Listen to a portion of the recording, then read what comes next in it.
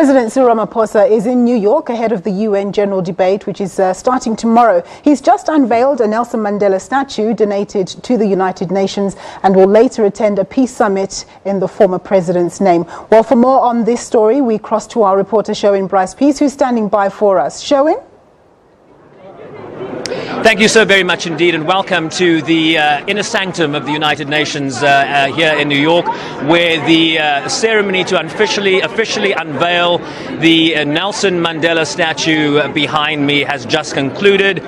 Short remarks from President Cyril Ramaphosa, the President of the General Assembly, Maria Espinosa, and the landlord, as South Africa's Ambassador Jerry Machila referred to, Secretary General Antonio Guterres, and of course the Cabinet Minister who has really spearheaded this drive, who led South Africa's negotiations in terms of where the statue will go, whether the United Nations would accept it, is none other than our Arts and Culture Minister, Nathi Mthethwa. Minister, a warm welcome to New York, to the United Nations, and congratulations on having achieved this moment. How do you feel Heritage Day speak to this moment right now?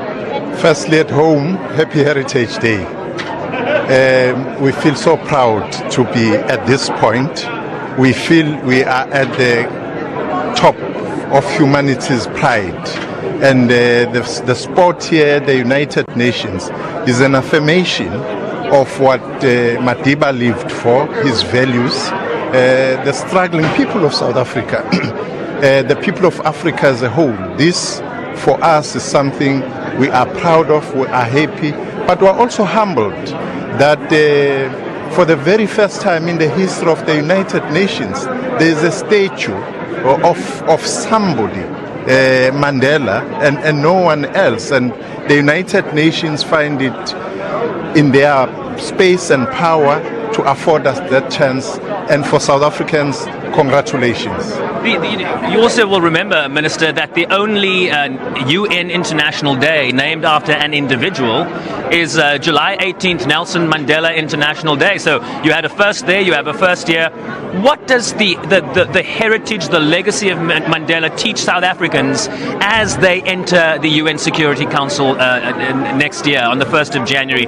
They want to take this legacy in there. What is the example that Nelson Mandela teaches members of this organization? Well, Mandela represented humanity's best qualities. And as South Africans, we must take note of that, because the world is taking note of that. We have just said about the Mandela Day, the statue here today, but just few minutes from now, we are going inside the General Assembly for the whole day. Heads of state will be debating peace in the world in the name of Nelson Mandela. And therefore, it's something any human being would be proud of, would feel that the world, give South Africa the due which Mandela and his leaders, comrades, fought for to liberate South Africa, but also the contribution Madiba had for the entirety of humanity, which is about selflessness, which is about serving the people.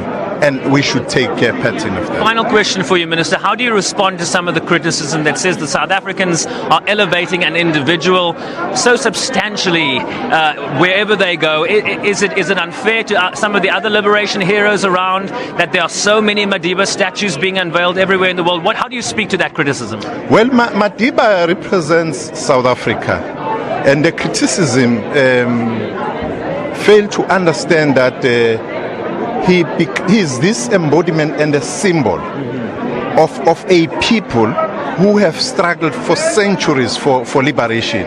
It's not him as an individual, and United Nations understand that.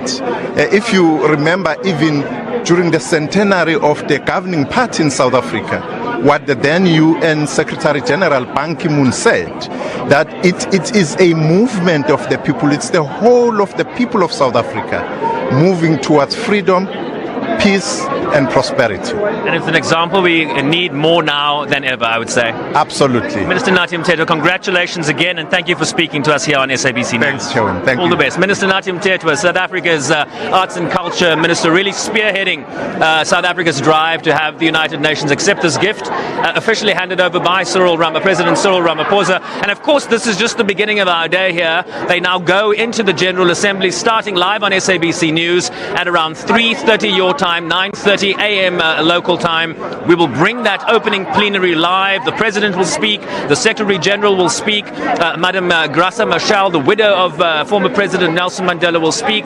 Some of Madiba's children, I saw Dr. Makaziwe Mandela also in the room, and then heads of state from around the world will address this plenary. And then later in the day, President Cyril Ramaphosa in conversation with Madeleine Albright. Madeleine Albright, the first female United States Secretary of State serving in the administration of former President Bill Clinton. They will talk about South Africa's foreign policy. There's a great deal of expectation here about what South Africa will bring to the table when they enter the UN Security Council on the 1st of January next year. From next month, they start observing the processes in that Security Council. So a great deal of international interest on what President Ramaphosa will say in terms of South Africa's foreign policy positions. They say national interest first, Africa position second, and then the rest of the world. So we'll be bringing you all those events live right here on SABC News. It's back to you in studio.